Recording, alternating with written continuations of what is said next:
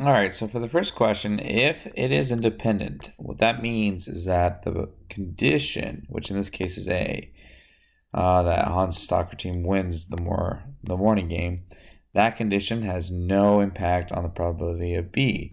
So therefore, if you did calculate the condition, you would just get the same thing as the probability of B happening. So A has no impact whatsoever. So therefore, it would be this one here. That's the whole idea of independence. If, for example, if they do not, then you know that A has some impact, so it would be a dependent event, that A and B are dependent upon one another. The second one kind of goes along with that idea.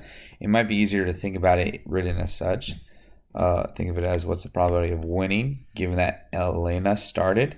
Well, if you read it carefully, they've told you that they won 5 out of 8 games, so that is your probability right there. But their probability of winning is 80%. So if we take a look, is the condition Elena starting affecting their win? Which if we look, we would expect if they were independent that these would be the same. So therefore, Elena, it didn't matter if Elena started.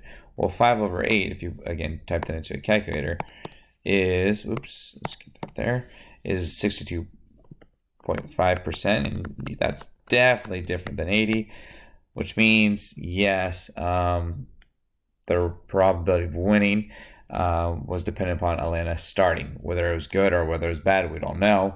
We just know that there is some kind of dependent event happening there. So that one would be a dependent event.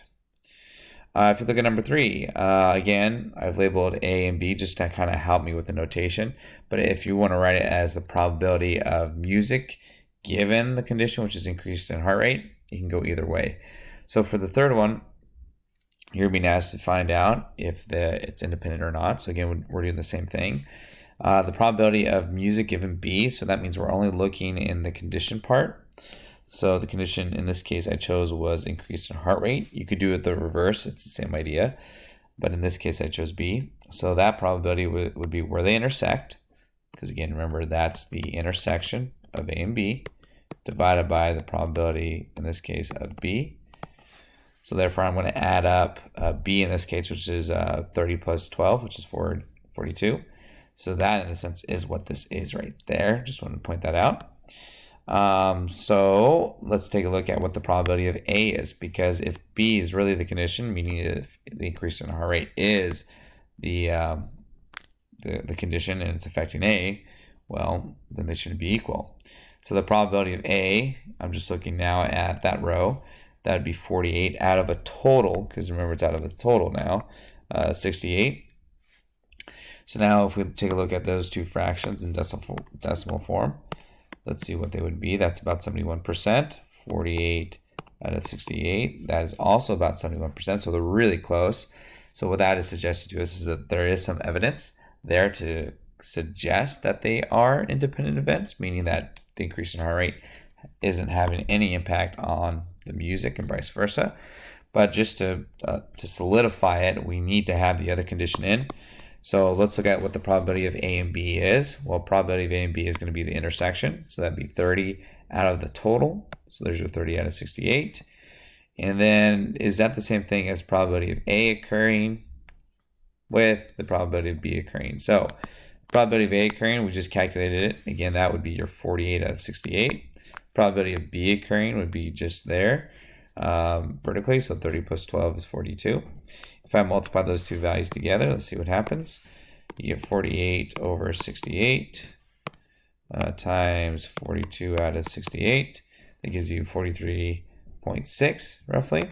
Let's compare that to the probability of A and B happening together. Notice it comes out to be about 44%. So notice that's really close. So since we have two conditions here, it is an absolute yes. These are independent events. So what they were looking at is that music is not impacting the heart rate and vice versa. So that one is an independent event. Looking at number 4 now. So for question number 4, we're going to do something similar. The wording is really strange. Honestly, you can solve this problem without actually understanding what this problem is actually talking about. But again, they want you to look at is the event that the mean temperature is less than, so mean temperature less than or equal to the historical average. That's that section right there. independent of the vapor pressure being less than or equal to the historical average. So this one. So there's event A, there's event B. I said this earlier in class, I want to say it again. If you put B here, there's something wrong because that is going to be not A, and over here this is not B. So if you're wondering like which one's A, which one's B, whatever your row is, in case this row or column actually, that's A and not A, and this row would be B and not B. Just want to say that really quick. And then to solve it, you're simply doing the same thing. Let's find the probability of A and B. Well, their intersection is 2. It's out of, again, the condition, which is B. So that would be 2 out of a total of 4. So that'd be 50%. And then is that the same thing as the probability of A? Let's take a look. Again, we're just looking at A. The total there would be 3 out of the total amount, which is 10. And now you can kind of get a sense of where we're going with this. So 2 over 4, again, is 50%. 3 over 10 is definitely not 50%. They're nowhere near each other, so therefore we don't have to go to the other condition, calculating like if the intersection is the same thing as the probability of A happening times probability of B. And we can leave it there and say, nope, these are dependent events because B is having some kind of impact on A. And we can say vice versa as well. And there we have it. That's up to question 4.